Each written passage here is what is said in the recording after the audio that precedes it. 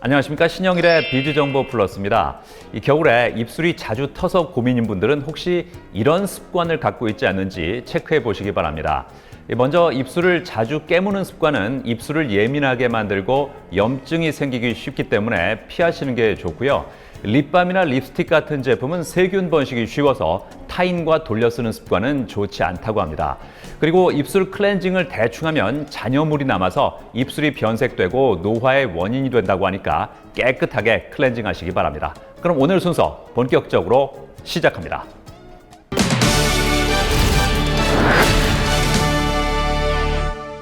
최근 임플란트 건강보험 적용 범위가 확대되면서 임플란트 수술을 고려하는 사람들의 숫자가 늘고 있다고 합니다.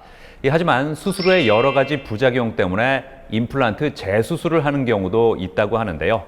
자, 그래서 이번에는 임플란트 재수술에 대해서 자세히 알아봤습니다. 임플란트 수술 후 잇몸에 염증이 생기거나 심미적 만족감이 떨어진다면 어떻게 해결하는 것이 좋을까?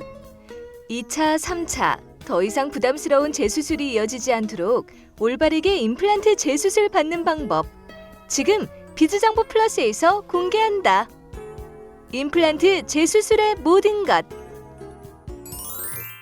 빠르게 인구 고령화가 진행되고 있는 요즘, 노화로 인해 상실된 치아를 대체하는 임플란트 수요가 늘어나는 추세다.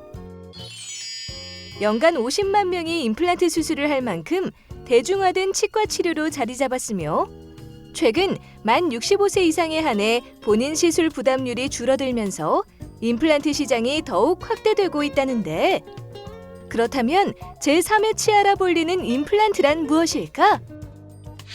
뼈에 단단히 고정되는 인공치아입니다. 틀니와 달리 원래 있던 자연치아처럼 편안하게 식사하실 수 있습니다. 치조골 내에 식립되는 인공치근 위에 지대주와 치관을 연결해 만듭니다.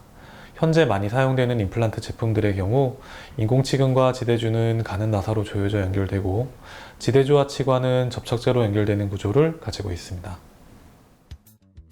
임플란트는 충치나 잇몸병 등 여러 이유로 치아를 상실했을 때 자연 치아를 대체할 수 있다는데 문제는 임플란트 환자의 약 20%가 재수명의 10분의 1도 채우지 못하고 부작용을 호소하며 재수술을 받는 경우가 늘고 있다는 것이다.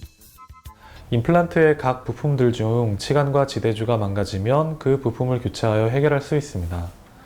그리고 치관과 지대주의 결합, 지대주와 인공치근의 결합이 풀리면 그 역시 간단한 처치로 해결이 가능합니다.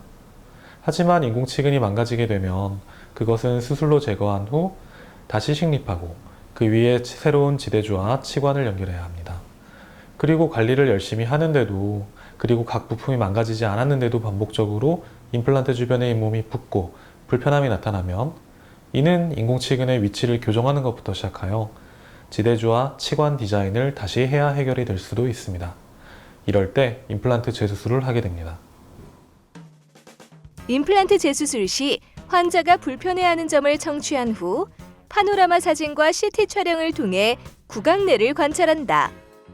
그리고 관찰한 결과를 통해 부작용의 원인을 정확히 파악하고 치료 계획을 꼼꼼히 수립한 후 수술을 진행한다는데 발생한 문제의 원인을 잘 파악해야 합니다. 임플란트 부품 중 손상된 부품이 무엇인지, 손상되지 않았다면 치관이나 지대주 디자인이 잘못되진 않았는지, 인공치근이 식립된 방향 또는 깊이가 적절치 않아서인지 등 문제의 원인이 파악이 돼야 그 해결책을 찾을 수 있습니다. 그리고 재수술을 하는 게 답이라 판단이 되면 주변 치아가 다치지 않고 같은 문제가 반복되지 않도록 치밀하게 계획해서 수술을 해야 합니다. 때론 임플란트를 제거한 후 임플란트가 아닌 브릿지를 하는 게 나은 선택일 수도 있습니다. 모든 경우 임플란트가 답은 아닙니다. 한편 임플란트는 사후 관리 여부에 따라 기대 수명이 달라질 수 있기 때문에 수술 후에는 섬세한 사후 관리로 바람직한 상태를 유지해야 한다는데 적절히 잘 식립된 임플란트의 경우 의료진의 지시사항을 잘 지켜야 하는데요. 특히 임플란트 수술 후 일주일 동안은 심한 운동이나 음주, 흡연을 피하고 치아와 잇몸에 부담을 줄 수 있는 딱딱하고 질긴 음식을 가급적 섭취하지 말아야 합니다. 그리고 임플란트 수술 후에도 치과에 정기적으로 방문해 검진을 받아야 좋은 상태를 유지할 수 있습니다.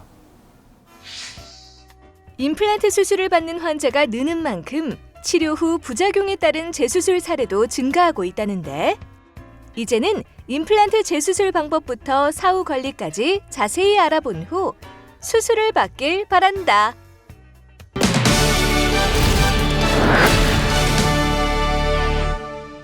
남중우 원장님과 함께 자세한 말씀 나눠보겠습니다. 안녕하세요. 네, 안녕하세요. 요즘 임플란트 재수술이 증가하고 있다고요? 네, 임플란트가 처음 개발된 지 50년 정도가 되었습니다. 이제는 대부분의 치과에서 시술이 이루어질 정도로 대중화된 시술인데요. 임플란트가 문제없이 오래 사용되기 위해서는 치료 계획이 정교하게 세워져야 되고요. 그리고 그 치료 계획을 잘 이행할 수 있는 수술 기술이 필요하며, 시술이 다 끝난 다음에도 정기적으로 관리를 잘 받으셔야 합니다. 하지만 이런 부분이 제대로 되지 않은 부분들이 있어서, 그래서 임플란트 재수술이 증가하고 있습니다. 수술 후에 계속 불편한 느낌이 있다면 어떻게 하는 게 좋을까요? 임플란트 시술 이후 지속적인 불편감이 있으시면 치과에서 점검을 받으셔야 합니다. 문제의 원인을 파악해야 되는데요. 예를 들어서 치실이나 치과 칫솔이 잘 들어가지 않아서 청소가 잘 되지 않아 불편감이 발생을 하신다면 임플란트의 치관이나 지대주의 디자인을 수정을 하셔야 됩니다. 하지만 지대주나 치관의 디자인을 수정해서 해결될 문제가 아니라면 재시술을 고려해 봐야 합니다. 임플란트를 고려하는 분들께 어떤 조언을 해주고 싶으세요? 임플란트가 잘 식립이 되었는지 환자분들 입장에서는 잘 알기가 어렵습니다. 임플란트가 잘 식립되지 않았다고 하더라도 당장은 불편감이 없지만 장기적으로 많은 불편함을 야기할 수 있습니다. 따라서 치과를 선택하실 때는 신중하셔야 합니다. 임플란트가 어떻게 식립되어 있는지 확실히 알고 있어야 하고요. 그리고 치조골이 부족할 때는 치조골 이식술을 동반해서 안전하게 시술을 할 수 있는 치과를 찾으셔야 합니다. 그런 치과를 찾아서 잘 상담 받으시고 신중히 시술 받으시길 권해드립니다. 네, 오늘 말씀 잘 들었습니다. 감사합니다. 네, 감사합니다.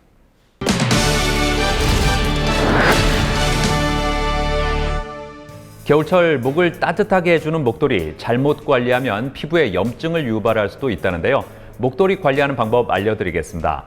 자, 먼저 목도리는 최소 일주일에 한 번씩은 세탁하는 것이 좋습니다. 목도리를 세탁할 때는 목도리를 두드려서 먼지를 제거한 후 미온수에 중성세제를 풀어서 30분 정도 담가둔 후 손으로 문질러 세탁하는 게 좋습니다. 그리고 보관할 때는 목도리 사이에 신문지를 끼워두면 습기 제거에 도움이 된다고 하니까 참고하시기 바랍니다. 저는 다음 시간에도 다양한 소식 가지고 인사드리겠습니다. 고맙습니다.